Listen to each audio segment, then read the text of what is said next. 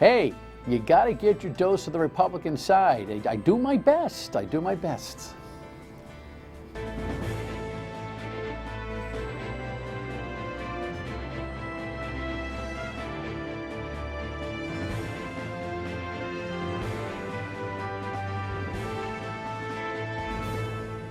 The Dan York State of Mind program is brought to you in part by Lookout Rhode Island and Takeo Comfort Solutions.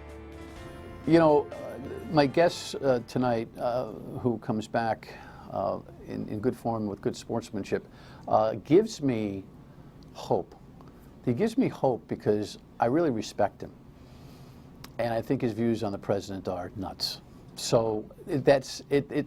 So it's really, it's my life as a citizen in this country, just going, when is this train wreck going to stop? When is it going to stop? But having to deal with people who either think they understand it and have reconciled it, rationalized it, put it in a particular place, compartmentalize it, figure out what the benefits are of this president beside who he is and what he does.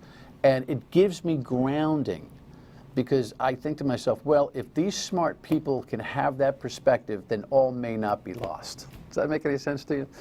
Welcome in. It's Friday evening, and with the sheriff, I get a chance to just kind of spread it out a little bit, because you know we record our Friday night shows on Thursday afternoons. So I'm sure all heck has broken loose since the time we recorded this at 2 o'clock on Thursday afternoon.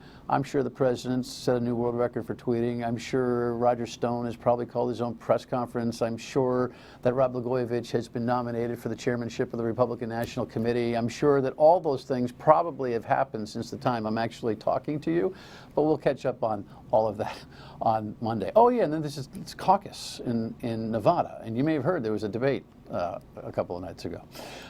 But let's just start with a headline, and we'll get my guest's reaction to this whole situation. The Roger Stone decision came down yesterday. I'll pretend like it's somewhat static, although I doubt it is.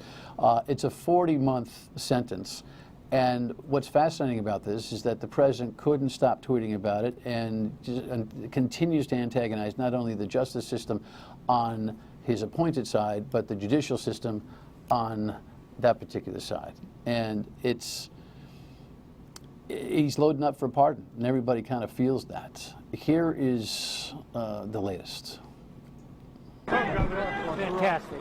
Former Illinois Governor Rod Blagojevich is back home in Chicago after President Trump commuted his prison sentence on Tuesday. Anything you want to say to your supporters? I say, I appreciate them, I love them, I'm grateful to them, and I didn't let them down. The Democrat, who was once a contestant on Mr. Trump's Celebrity Apprentice, was convicted in 2011 of trying to sell then-President Barack Obama's vacated Senate seat. Blagojevich was sentenced to 14 years in prison. He served 8 years in jail. There's a long time to go. Many people disagree with the sentence. President Trump granted commutations and pardons to 11 people Tuesday, including former junk bond king Michael Milken, former NFL owner Eddie DeBartolo Jr., and former New York City Police Commissioner Bernard Kerik. They were convicted on charges that included fraud, corruption, and lying. President Trump says he relied on personal recommendations when making his decisions, but his critics are questioning whether clemency is being granted to those with connections. There is also pushback from prosecutors on Blagojevich's case, who said a justice system must hold public officials accountable for corruption. President Trump would not say Tuesday if he would pardon his longtime friend Roger Stone, who is scheduled to be sentenced tomorrow after he was convicted on 7 felony counts. So I apologize that jumped into the Blagojevich disaster. Where am I? Over here. And that package actually was late for us, timing-wise. We got the 40-month sentence on Stone just as we were taping the show. Sheriff, welcome. Nice to see you. Great to be here, Dan. Thanks for having me. Because of what I say, and I mean it, and because you're law enforcement, you're right in the wheelhouse of this conversation this week. Because the president has done all he can to at least give law enforcement some level of nausea, whether they be retired DOJ, whether they be current AG, whether they be a judge, it's all there. So before I ask you a specific question about a specific subject matter, how are you feeling these days? Well, the president has not done anything different than what he said he was going to do. He was going to look at criminal justice reform. He's also, I think, hit on something that's very important with the American people, which is they have seen this gross discrepancy in the way that the people who are convicted or charged with crimes, depending which administration it was and how much, there's still more to come, of course, as you know, from the ongoing investigation with the FBI and others that were in the previous administration, as to how much efforts they put into overzealously going after certain people because of their affiliation with Donald Trump. And That is the fervent hope by many, hoping that this Connecticut prosecutor comes up with something substantial. To date, he hasn't even written his report. So he may be out there fishing, wondering, scratching his head, thinking, how am I going to come back with maybe nothing here? Yeah, fair enough. But I think the American people are pretty astute. I mean, you go back and look at Hillary Clinton, for example. Hillary Clinton, who smashes 9 telephones? For what reason? The American people aren't stupid. They see that. And they go, we can see the discrepancy. I mean, we have just recently where we had the Attorney General saying essentially that he was, I forget the exact term he used, but he was the president's person for dealing with the criminal justice issues around these investigations and so forth. And then you had Eric Holder, who said very plainly, I'm the president's front man. Yet Attorney General Barr's comment was far less specific around that kind of thing than Eric Holder's was, but everybody jumped on Attorney General Barr. I think what the American people are looking for, you and me, are looking for fairness around the way our criminal justice system metes out its prosecutions, the judicial system, and even in pardons. I mean, plenty of presidents have pardoned a lot of people. And this president, you have to at least give him this. He hasn't played the politics with it. He's been very out front and said, this is what I'm going to do. And whatever the consequences are, if the American people think I'm right, they'll tell me. I wouldn't expect that his opponents would be jumping up and down, because they're in the typical Washington fight that we've seen ongoing. But I do think most Americans can see that if the president were to give someone a pardon, that they're going to be looking at it closely and say, is he being underhanded about this? Is there some slight toward the politics? Or is there really a justification for saying, yeah, this person doesn't deserve to get 9 years? It was a pretty heavy-handed, and whatever other considerations are put into it. Okay. Now, I didn't mean to make you digest that much. Well, I should have taken multiple notes. Let me go from the ladder and work my way back. You have in your exceptionally run correctional facility many prisoners who are the subject of a prosecutorial X. Yes. And they got Y. It's part of the process. Federal guidelines, you know, are recommended, no longer since 2005, remanded to the judge to actually follow explicitly what goes on. But it's always been the case that prosecutors, for the most part, charge high and maybe not get what they're looking for. Sure. So when Bill Barr intervened in that particular moment and upset his DOJ longtime officials, 3 of which left the case, 1 of which left the DOJ altogether, it was certainly ill-timed, unprecedented, and we still don't really know exactly what went on, whether or not it was a reaction to Donald Trump's tweet or whether it was in the works and Donald Trump just muddied the waters by tweeting and bothering the Attorney General. Have you no place to make an admittance that this guy is constantly off the track? Constantly, this isn't disruption behavior for the sake of draining the swamp. This is erratic behavior that even his own Attorney General is at least feigning a problem with. Because there's a recognition that this stuff is bad news and should not happen. Yeah, I would submit that actually it may appear to people, because they've been so conditioned, all of us in America, as to how politics works in Washington, that when you have somebody that's coming in and really focusing on the real issues as opposed to the political side of it, that... What real issue is he focused on? Well, we can start with jobs, we can start with... oh, okay, that stuff. Immigration, all those things, yeah. Oh, right, that stuff. Right. Yeah. So, but to really get an understanding of the difference between the two. When's the last time he talked about any of that stuff, by the way?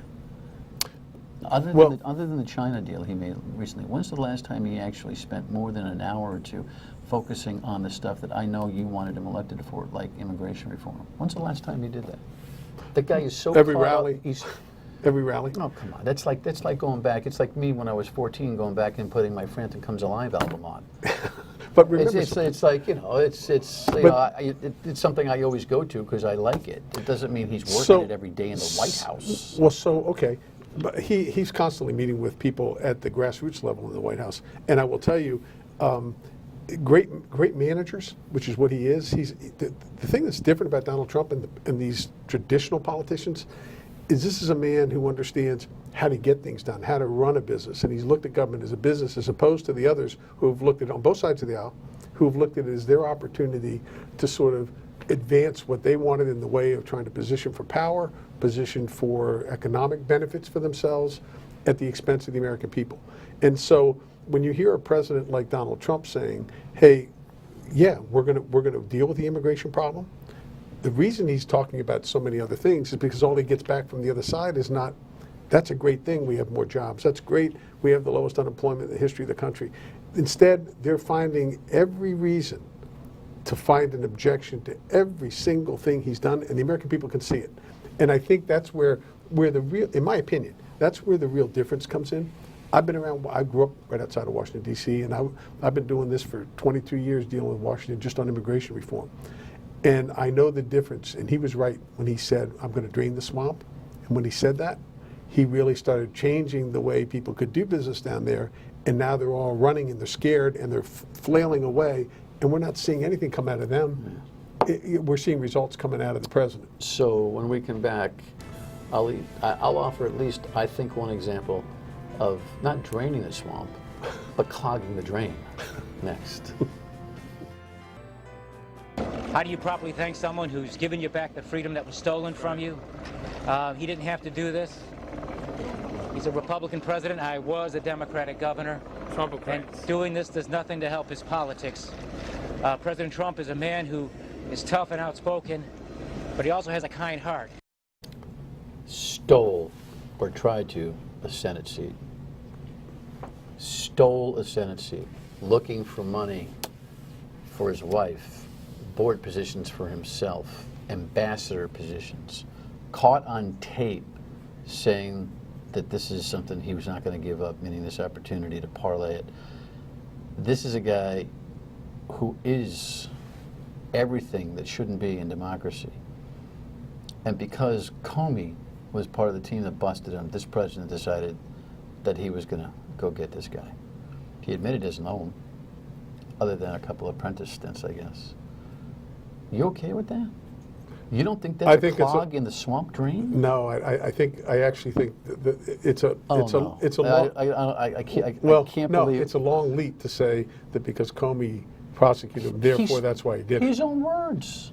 I never heard his own words. The president suggested that because Fitzpatrick and Comey, because he had it wrong, it was Pat Fitzgerald that was the prosecutor. He talked about this is a guy that Comey put away. I mean, he transparently, showed his cards on what his motive for this whole thing. Well, I would presume if he did, I didn't hear him say that, but if he did say that, I think probably what he was sort of alluding to was that the ongoing situation with Comey right now under investigation could very well have been ongoing even back then if Comey were in fact the one. You're saying he wasn't. So the prosecutor, but Comey was the FBI guy. Right.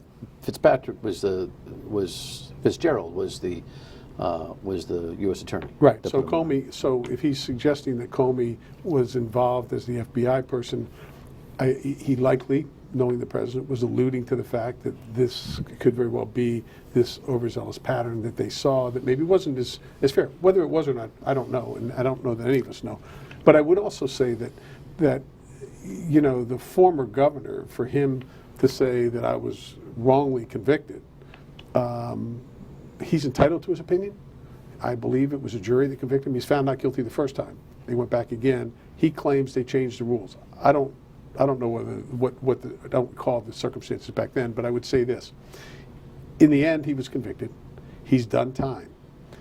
at some point, obviously there was an appeal to have a pardon, and I think it was under President Obama as well. Yeah, it's been running for a while. Yeah, and so the president made the decision. At this point, he felt, I presume, that he had done the time, and that in fairness to whatever that charge was, he felt that that was his prerogative to do it. So we'll see what the American people think about it. As the former governor said, this didn't help his politics. So if that's true, if that's true, that it didn't help his politics, then he did something that he obviously believed in. The American people will make the determination whether they think it's fair or not. That's you should have been recruited. Not, I mean, he wasn't acquitted anyway, but you should have been recruited to defend the president, because nobody finds a way to water down some of this stuff in such an articulate way than you. I mean, at the end of the day, Sheriff, no kidding that we'll figure out the public's the ultimate jury on his overall job performance in November. Right. But somewhere along the line, here's what's fascinating about what Donald Trump has done. He has created an all or nothing atmosphere around him in terms of support. And I mean, I just see you working hard on that Blagojevich thing. You're working hard on it. It's okay to say it's a mistake, you know. It's okay to say that the president really pulled a fast one here and shouldn't have done it. It's okay to say he shouldn't be meddling in criminal justice affairs. That's not criminal justice reform. I'm talking about cases. You know, if he wants to supply a new program for sentencing reform in general, not specific to a case, let's go. Let's have the conversation. But that's not what he's doing. But doesn't that go to the same sort of contradictions that we've been seeing all along? Because all the previous presidents had the opportunity to pardon, and they did in numerous cases. Why suddenly, when Donald Trump wants to pardon, that it's a problem? And I think that that's where a lot of the American people sort of see the unfairness. And for him, as you said, which I think is fair, you know, it's either all or nothing. Oftentimes, great leaders who make decisions, there is no in between. It's either you like them or you don't. And so it's easy for people to try to it's not parse things. I'm not suggesting that your support for his reelection should wane. It's just that it would be more practical, I think, for key people like you to every once in a while just cough up a little phlegm and say, you know what, yeah, not what I would have done. And I think it's evidenced by the Senate's reaction on the acquittal, that Mitt Romney's been ostracized. You think Mitt Romney's a bad guy for doing what he did? I helped Romney get elected. I actually encouraged him to come run for governor of Massachusetts. A man of character. Yeah, he stood for what he believed in. Did he deserve the assault and the continuing references the president makes about him? Well, I don't think. I think he did what he believed was right in his heart, and would I necessarily agree with it personally, based on Doesn't matter. That's not the point. The first part of what you said, I think, is the most important. Why can't this president just leave it there? Can't do it. Yeah, well, character flaw. He and others were critical, and I think that that's him. The president's going to tell you what he feels, how he feels, and how do you feel about what he feels? How do you feel about his criticism of a guy you worked so hard for in Massachusetts? Well, it's his right. It's his right to do that, and if he feels, no kidding. Yeah, if he feels, that's twice you've avoided the answer to the question. How do you feel about it? Well, I felt that it was okay for him to do that. I felt it was his choice. Meaning Romney, or the. No. Romney. It was Romney's choice to do what he did, but it was also the president's choice, if he didn't like it, to speak up and say, "Hey, I don't like what this guy did." The president. He's not the first. That's not what he's done. He's not. I don't like what he did. I have a lot of respect for you. I don't agree with half of what you just said, but I'm not calling you names. Right. I'm not belittling your existence. I'm not diminishing your incredible track record as a sheriff of Bristol County, Mass. I'm not unloading on you so I suffocate you as a human being. Yeah. I'm not doing any of that. Doesn't that give you some sleepless nights as the chair of this guy's reelection campaign? I see it as different, for sure, and it's not maybe the way I would do it. I would tell you that also I watched the Democrat debates last night, and I couldn't think of anything that was more in line with what you just said about how outrageous it is to be. That was mostly name calling. And I'm not. Then hold your thought, because you're off the hook. I wanted to ask the sheriff about the debate, so let's do that in our next segment. Stay with us. Of course, I could do 12 shows with the sheriff on this. He's the chair, right, of the Trump re-election campaign in Massachusetts.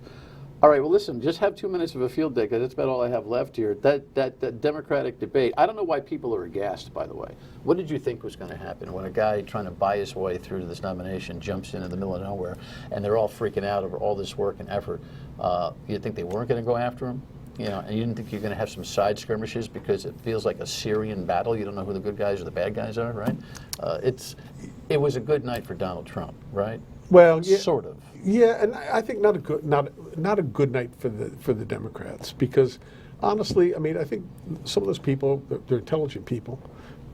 They may not have the same philosophical views I have about how to get to the better place in the country, but there is a thing where they sort of allowed themselves to be drawn away from the intellectual arguments and got into the mud and just kept the back and forth going, and you never learned anything about, well, what are you going to do differently?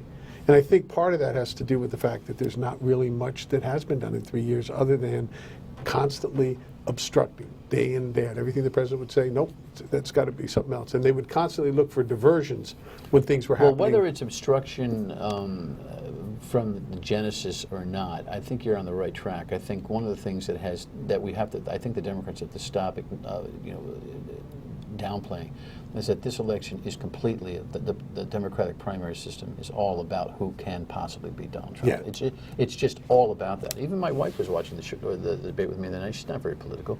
All she was thinking about was which one of these people is capable of defeating Donald Trump. So if that's the way it's being packaged, they ought to just admit it, right? Right. And just decide. Right. You're feeling pretty. Listen, let's not kid ourselves. He doesn't want to go one-on-one with Bloomberg. That's why the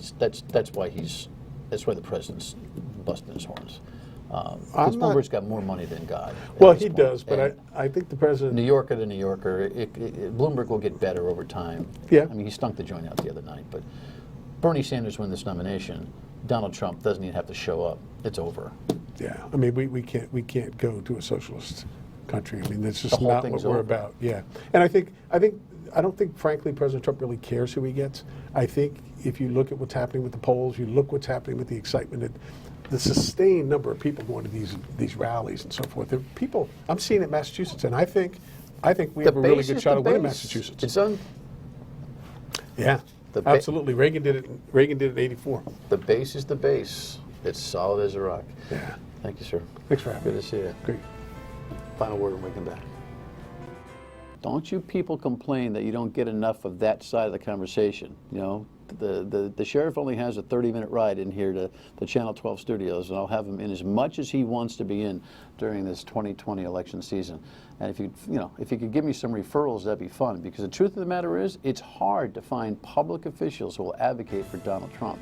Still, the base is the base. The spokespeople, have a great weekend.